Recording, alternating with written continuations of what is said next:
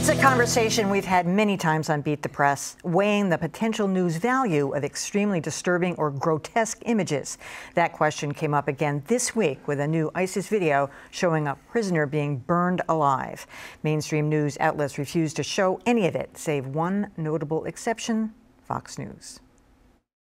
By all accounts, the latest video from ISIS crosses a new threshold. The savage execution of a Jordanian Air Force pilot. But this time, a whole new level of brutality. By burning him alive. Most news organizations only aired brief excerpts of the 22-minute video to illustrate its sophistication. It's a highly produced video, including graphics and multiple camera angles. Several outlets also show the run-up to the execution itself.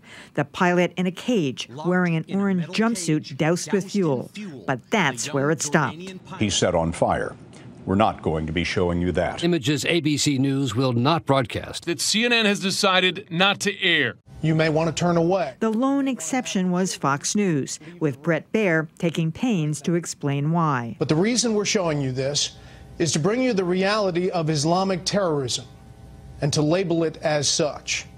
We feel you need to see it. So we will put up one of these images on your screen right now. They then show a still from the moment of immolation, which we've blurred. Fox also posted the full execution video on its website, with executive editor John Moody explaining, "We decided that giving readers of FoxNews.com the option to see for themselves the barbarity of ISIS outweighed legitimate concerns about the graphic nature of the video." Well, I suspect some of you are going to disagree with me, but I actually think Fox News made the right decision here. They put one still shot up on their news with fair warning. They posted this on their website, which apparently has, by the way, driven traffic wildly to the website.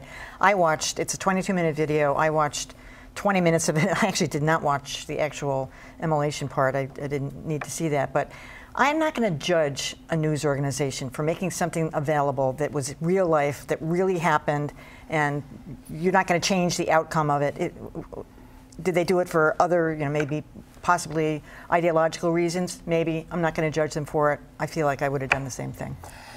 I'm not going to disagree with you, Emily. What bothered me about this, and by the way, I did watch the death part of the video. It was one of the most horrifying things I've ever seen.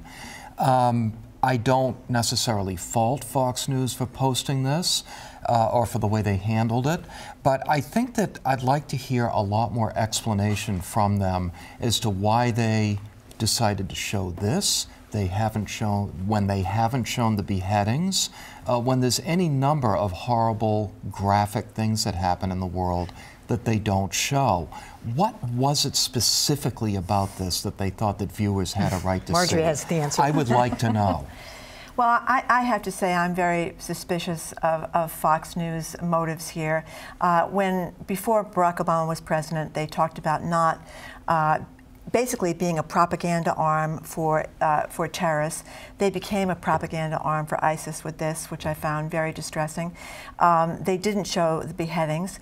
They were Americans, as we know, some of those poor people that were beheaded, including James Foley. They didn't show James Foley. I wonder if they would have shown an American being set on fire. Whether they did this because it was a Jordanian, but I think this had to do with driving traffic. I think it had to do with the fact that they are constantly haranguing Barack Obama for not talking about. They want him to say Islamic terrorism or something like this. I think this had to do with politics. And the biggest thing that bothers me, though, is they have done what ISIS wants. They want to get the widest possible distribution of this. And I don't think you need to see someone being immolated to understand what that means and how horrible it is. And I am entirely suspicious of their motives. I don't think they were journalistic or about, It wasn't altruism. Exactly. I agree with you, Emily, on this one. I don't think ISIS needs Fox to get the image out. These images, all the barbaric stuff they do is on the web and readily accessible to the people who they want to see it. I don't think they're engaged in a campaign to win over American public opinion, that's for sure. And I remember back in 2002 when American journalist Danny Pearl was beheaded by, I'm forgetting the guy's name, but Khalid Sheikh Mohammed. as it turned out later. And the Boston Phoenix was the only local news organization that linked to it on their website. Yeah. And they took a lot of criticism for that. I don't. Not from me. And you know, of course, we've talked about this many times. There are many things we don't show as a matter of course on TV. But think back over the course of time, those images and video of the Buddhist monks immolating themselves during the Vietnam War era. From that same era, the South Vietnamese military man executing the guy right in the street with the gun to his head. This is the reality, and I don't think that we should uniformly be trying to hide reality from viewers and readers who we're supposed to be giving news to. Well, reality makes people act, and it certainly made the Jordanian government act in response to this. I mean, I agree with you, Marjorie. I think that they wouldn't have shown an American, and it was safer to show a Jordanian, and they weren't going to get that kind of backlash for showing someone who was, you know, not only not an American, but a Muslim. And white. Right. And white. The people you all mentioned, John, were all non-white. On the other hand, I think that I've got to agree with you, Emily. I think that someone was going to have to show that video. It is available to the public. It's out there. It's something that we need to know about. You have every right to not look at it. You have every right to turn away or to turn it off at that moment. And, you know, in terms of propaganda, every network showed the Twin Towers falling.